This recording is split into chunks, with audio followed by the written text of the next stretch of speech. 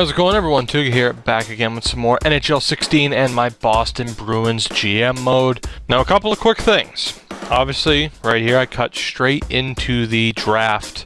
Fortunately, I lost some footage. However, the draft itself legitimately took me about 45 minutes to an hour. Had my footage not corrupted, I only would have showed you a couple, the first couple of picks and then simmed the rest of it anyway. And one last quick note before I start talking about what you see on screen here, which one thing is obviously going to stand out to you immediately.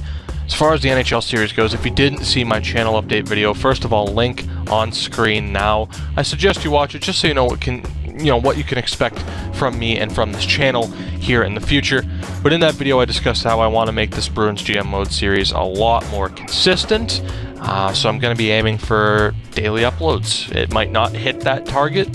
Again, still new to this, still trying to really get this scheduled out right, but obviously if the demand is there, I can certainly work a hell of a lot harder to keep getting this content out to you guys. Not that I'm already not that I'm not working hard already as it is. But anyway, let's get into this. Now, obviously I said I made my draft picks. I will show you everyone in a second. But as promised in the last episode, I meant to do it at the trade deadline. We tried to get into the playoffs. We failed. I promised the blow up of this team. And by the time we are done scrolling through this activity feed, I think you'll agree with me, this team is completely different. It's going to be a new look team next season. And that brings us to our first trade, Jimmy Hayes in the third to the Anaheim Ducks for 2 third-round picks. Now, I didn't plan on trading Jimmy Hayes, but because of this new morale system and everything, he plummeted to a 77 overall, down 6 overall points. I'm not sure how well players rebound or anything. So again, I'm new to this GM mode series. I really haven't experimented with it. So Jimmy Hayes has been sent to the Anaheim Ducks. Vancouver Canucks send Henrik Sedin to bitter rival LA. Daniel is in Dallas, and the LA Kings now have Henrik Sedin. And we get another big trade featuring Dallas again, acquiring Daniel Sedin. Well, now they've acquired the Canucks' former goalie Roberto Luongo is now a Dallas Star. And again, now we get to the Ottawa Senators. Next trade, it was with us acquiring Dennis Seidenberg for defenseman Michael Wickstrand and a 6th-round pick. We were not done there. Adam McQuaid and a 2nd-round pick were sent to Edmonton for a 2nd-round pick and a 4th.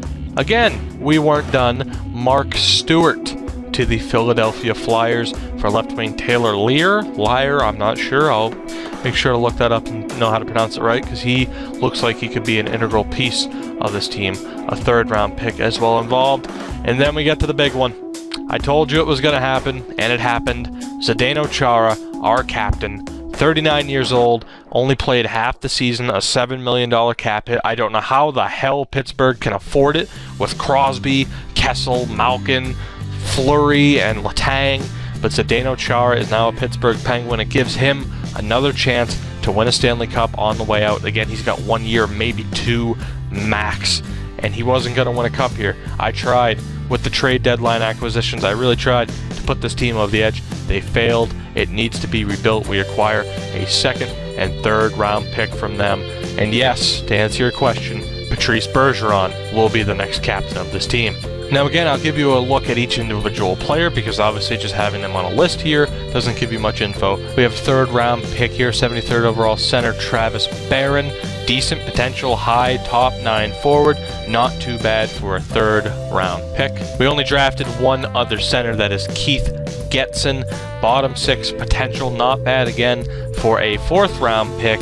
And our other left-wing acquisition, 16th overall left-wing sniper, 21-year-old Gabriel Paquin-Boudreau. High potential to be a top 6 forward, 65 overall. A little bit risky to draft someone 21 years old, but I have a strong feeling, and just honestly, fingers crossed, he pans out. Only one right-wing pickup, and honestly, it's looking like it was a bit of a risk. 2nd round, 51st overall right-wing sniper, the Finn Teemu Blomqvist, 64 overall at 19 years old. The bottom 6, low potential. Not sure if he's going to pan out, but you can't pass up on a Finn named Teemu. Quite a few defensemen to cover. It wasn't exactly a strategy of mine to go for defensemen. They just happened to fall where they did. 3rd round, 85th overall, 19-year-old Jason Bell, 60 overall. High potential to be a 7th defenseman D, so again, some decent depth. We have Kevin Davis, 99th overall, a 4th-round pick. Again, another player with high potential to be a 7th defenseman. 61 overall at 19 years old. And then the big one, Sean Day, 64 overall at 18 years old. High potential to be a top 4 defenseman. He was taken 7th overall. And then we have a little bit of an odd pick. 7th round, 187th overall. Jared Hauff, defensive D-man, 21 years old. Medium potential to be a 7th D, but he's already a 67 overall and a physical force. Look at that physical category. 83 body checking. Not too bad. Also 6'5", 198 pounds. Could be a physical force out there for us. We have Jeremy Lozon, who was drafted last year. But then here we have 6th round pick, the Russian Alexander Mikulovich. I'm going to call him Mikulovich. 64 overall, 19 years old, 7th defenseman potential as well. We have Tyler Nother, 54 overall. Not too bad for a 5th round pick, 7th defenseman potential. David Quinville, another 7th D potential, 53 overall offensive defenseman from the 3rd round. Austin Strand, also in the 3rd round, could be a little bit of a steal, high potential to be a top 6 defender, 61 overall at 19 years old. And we have 1 goalie drafted because it wouldn't be a true realistic Bruins GM mode if we didn't just randomly draft a goalie, but it's a good one. 4th round, 74 overall, 19-year-old Ludovic Weber, high potential to be a backup goalie, not too bad. And honestly, if you take a look, he fits right in battling. He'll be right in behind Zane McIntyre and Malcolm Subban. $24 million in cap space, a lot of room, but we have a ton of unrestricted free agents. So now we've come to the re-sign phase, and again, it's a little bit of a tough decision. McIntyre and Subban are right there. They're just on the brink of being able to crack this lineup. And honestly, I think we're in the same situation we were last season. We're going to cut Reimer. We're going to let him go. We're going to give Subban and McIntyre a lot of starts in the preseason. If either of them do well, they get the backup job. If neither of them does too well, we'll have to dip into free agency again. So taking a quick look, we have made a couple of cuts. Christopher Breen has been cut, as well as Emil Johansson, who was only like a 60 overall. He wasn't going to make it, but pretty much everyone else has been offered a contract. Taking a look at right wings, and again, David Pastrnak right now is our best. We are going to offer Seth Griffith a deal. We're going to give him the 2-year, $1.675. Max Talbot's, for now, I think I'm going to let go of him. Maybe we'll look at picking up someone like him from free agency. Brett Connolly is a tough one. 24 years old, only a 78 overall, top 9 forward. I'm going to see if he's looking for maybe just a 1-year deal. He is looking for a 2. I'm going to offer him a 1-year deal. This is going to be a show. If he takes this, it's a show me deal for Brett Connolly. He needs to step up. Brian Ferlin, a decent prospect for us. He had a heck of a season in terms of growth, but yeah, he's not really projected to do too much. We'll give him a contract as well. And again, Timo Blomqvist, we won't sign him potentially for another couple of years. Left wings, and here's where it gets messy and very frustrating. As you can see, Michael Bodker, 83 overall. Louis Eriksson's dropped to a 79. Brad Marchand's dropped to a 79. Matt Molesky's a 77 and is absolutely furious. So again, I'm not sure what to do in terms of how quickly these guys can bounce back.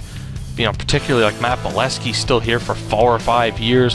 Marchand's coming up, but again, he's dropped. It's like, do we re-sign Louis Eriksson? Like, I'm tempted for Louis to be the experiment. It's like, if I drop him to free agency, will he bounce back? Michael Bodker, I didn't really plan on keeping beyond this year, but with Louis dropping the way he has, we very well might have to. So here's what I'm going to do. I'm going to drop Louis Eriksson.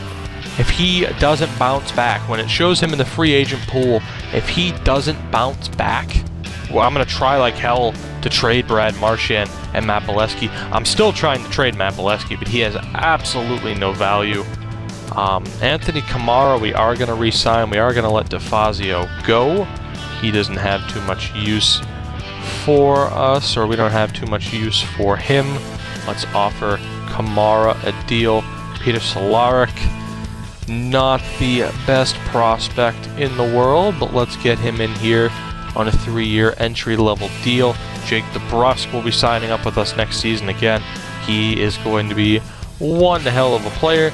You're going to find that I'm a big fan of these show me deals, and that's what we're going to do. We're going to offer him 1 year for exactly the money he was asking for, and we will see what he does. Jumping over to centers now, Alex Koklachev, he is restricted. It's Jeffrey that is unrestricted. We are going to let him go. Let's see if we can get Alex Koklachev back onto this team. He's ready to make the jump full-time to the NHL. We'll just give him the contract that he wants. Phillips, a prospect, not the greatest in the world, but let's sign him up, get him in here for another 3 years. He was acquired from the Minnesota Wild not too far back. And we have Ben Sexton, another decent prospect. So that's what I like. Again, I mentioned it kind of at the start of the series. We have a great prospect pool. It was just a matter of whether or not the team we started off with was good enough to get it done, and clearly they weren't. So Brett Connolly has accepted our offer, and I imagine we're going to be getting a lot of contract exceptions here. So Brett Connolly is back. Matt Irwin is back. Kevin Miller, Torrey Krug is here. Trotman, Michael Bodker has accepted that show me deal. Joe Morrow, Anthony Kamara, Zach Phillips, Seth Griffith, Colin Miller, Koklachev is back. Tommy Cross, Ferland, Sexton, Solaric. Nobody has declined. So the question is now, how exactly do we fill up this roster